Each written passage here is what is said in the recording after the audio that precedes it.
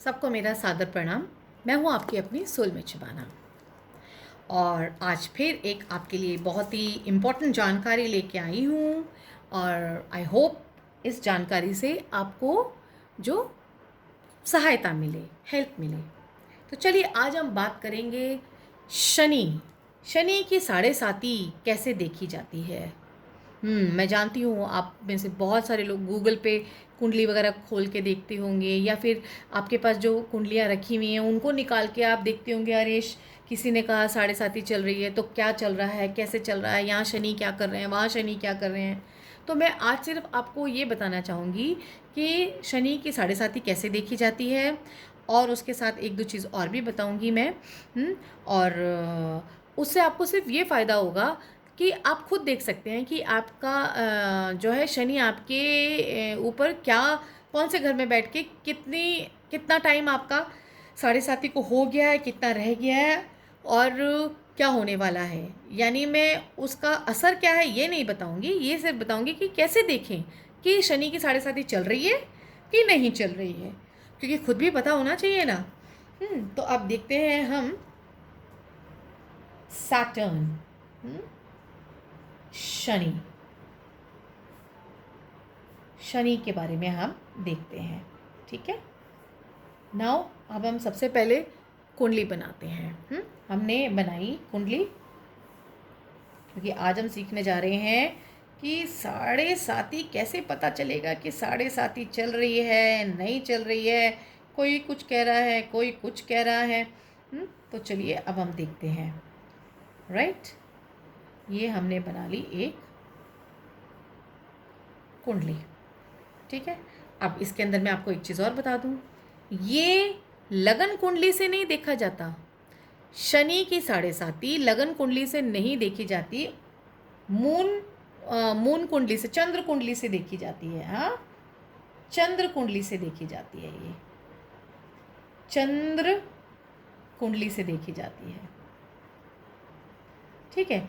चंद्र कुंडली कैसे, जो लगन कुंडली होती है हमारी, जिस भी घर के अंदर, जिस भी भाव में हमारे जो चंद्रमा होते हैं उसको हम चंद्र कुंडली में पहले स्थान पे ले आते हैं, ठीक है। जैसे कि मैंने अभी एक और वीडियो बनाया था, उसका मेरे पास अभी यहाँ पेपर रखा है, उसी के हिसाब से कर लेते हैं हम, ठीक है। अब यहाँ देखिए, यहाँ पे हमने कुंडली बनाई थी तो यहाँ पे हमारा चंद्रमा था 10वें घर में, ठीक है, 10वें भाव में, 10वीं राशि में था। तो हम जो, क्योंकि चंद्रमा यहाँ बैठा है इसलिए हम इसको 10 कर देंगे, इसलिए हम इसको 10 कर देंगे पहली घर में।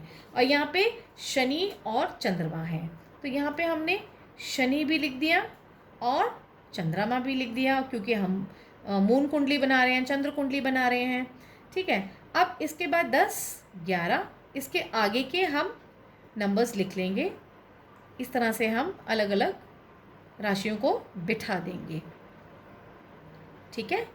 अब इसके बाद क्या करेंगे, फिर हमारा था 11वीं राशि में हमारा था जुपिटर एंड मरकरी, तो यहाँ पे हमने बिठा दिया जुपिटर एंड मरकरी, ठीक है।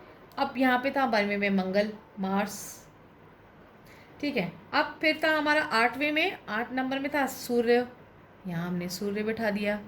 फिर 9वें में था हमारा मार्स। ये कहाँ से आ गए, ये एक्स्ट्रा आ गए, कोई बात नहीं, इनको छोड़ दीजिए, इनको आराम कर देते हैं, कोई बात नहीं, सिखाने समझाने में चलता है। तो चलिए अब हम ने इस तरह से बिठा दिया। अब ये इसके हिसाब से हम बताएंगे कि चंद्र कुंडली में आपकी साढ़े साती चल रही है कि नहीं चल रही है। ये सबकी अलग अलग होती है, सबकी अलग अलग होती है। अब ये देखने के लिए कि साढ़े साती चल रही है कि नहीं चल रही है, हम क्या करेंगे, हम ये जो 3 घर है ना, ये और ये देखेंगे कि शनि कहाँ पे बैठे हैं गोचर में। गोचर यानी कि ट्रांजिट में, जो प्लैनेट्स चेंज हो रहे होते हैं तो वो कहाँ बैठे हैं। अभी कहाँ हैं शनि, शनि यहीं पे बैठे हुए हैं हमारे, राइट।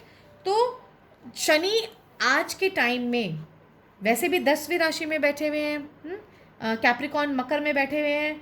तो इसका मतलब है कि जिनकी राशि जिनके जो ये चंद्र राशि के जो ये है, ये बीच वाले मध्यम अवस्था में आ गया है शनि की साढ़े साथी, यानी कि 2.5 साल वो बिता चुके हैं, 2.5 साल यहाँ बिताएंगे और फिर उसके बाद 2.5 साल और बिताएंगे, तब जाके शनि की साढ़े साथी जो है पार होएगी।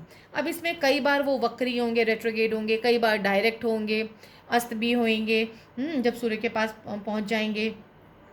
तो इस तरह से जो है हम देखते हैं कि साढ़े साथी चल रही है कि नहीं चल रही है। जैसे यहाँ से अभी ये 24 जनवरी 2020 को 20 तक यहाँ पे थे 2.5 साल से, वहाँ से 24 जनवरी 2020 को वो यहाँ पे आए, तो अब यहाँ पे 2.5 साल से रहेंगे, लेकिन कई बार वक्री होते हैं, कई बार डायरेक्ट होते हैं, कई बार अस्त होते हैं, तो वो सब लेखा जोखा करके 2.5 से ऊपर वक्त निकाल ही लेते हैं शनि। उसके बाद फिर यहाँ जाएंगे। तो इस तरह से आपने शनि की साढ़े साथी देखनी है। अगर शनि यहाँ पे है तो इसको कहेंगे चतुर्थ ढैया बोलेंगे, चतुर्थ शनि की ढैया। हाँ, और अगर यहाँ पे होंगे शनि तो ये अष्टम भाव की ढैया शनि की होगी। अब ये डिपेंड करता है कि ये हमारे सैटर्न कहाँ पे बैठे हैं, उसी पे डिपेंड करता है।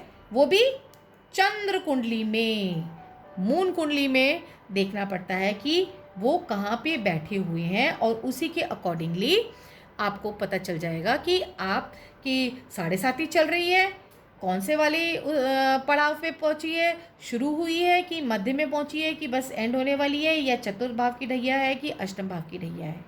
तो इतना तो आप, बहुत ही सिंपल है, इससे तो आप आइडिया लगा ही सकते हैं कि साढ़े साथी चल रही है कि नहीं। यहाँ पे 10 है, यहाँ पे अगर 9 होता, अगर 9वीं राशि यहाँ होती और 10वीं यहाँ होती, तो इसका मतलब 10वीं राशि सिर्फ 2.5 साल साढ़े साथी के रह गए होते इस कुंडली के मुताबिक, जिसकी भी ये कुंडली होती। ठीक है, ये तो मैंने इमेजिनेटिव जो है कुंडली बनाई आपको सिर्फ समझाने के लिए। आई होप आपको समझ में आई हो, और अगर समझ में आई हो तो प्लीज़ लाइक ज़रूर करिएगा, कमेंट करिएगा, शेयर करिएगा, और मेरे चैनल को सब्सक्राइब ज़रूर करिएगा। Thank you so much. Thank you.